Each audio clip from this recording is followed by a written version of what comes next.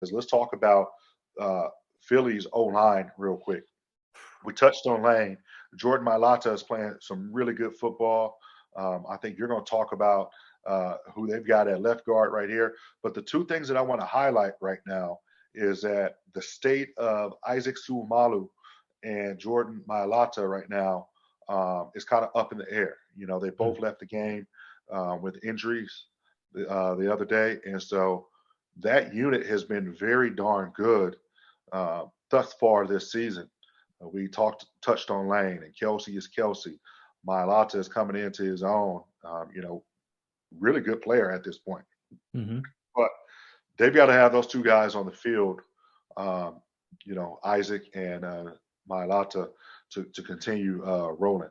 The thing we know about Philly, though, is they've always got somebody waiting in the wings that typically steps in, and they don't miss a beat, man. They just kind of quiet factory in terms of who they develop and bring along there, and they're kind of all in the same mode. All of a sudden, they're going to roll out some 6'5", 330 guard, and you're going to be like, where the hell did this guy come from?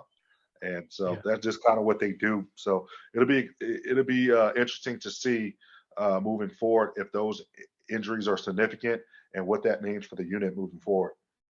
Just as a fan of offensive line play, I hope they aren't, because this was my best, top ranked offensive line coming into the season, and it's just been as expected so far. Last week was sort of just the pinnacle, I think, of what we could see from this offensive line against the Jaguars, who they had a lot of hype about their defensive front coming into this game, and they got dominated by this Eagles offensive line.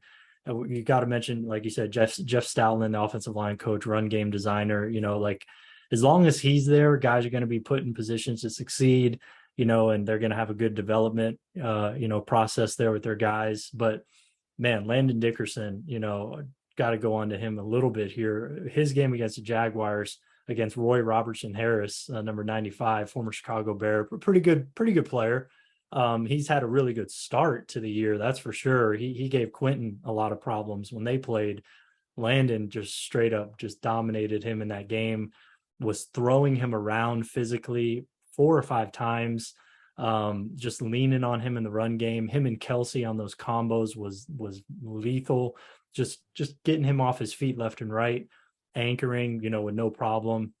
I mean, Dickerson, he looks right now, like he did at Bama. And, he has 3 torn ACLs in his past.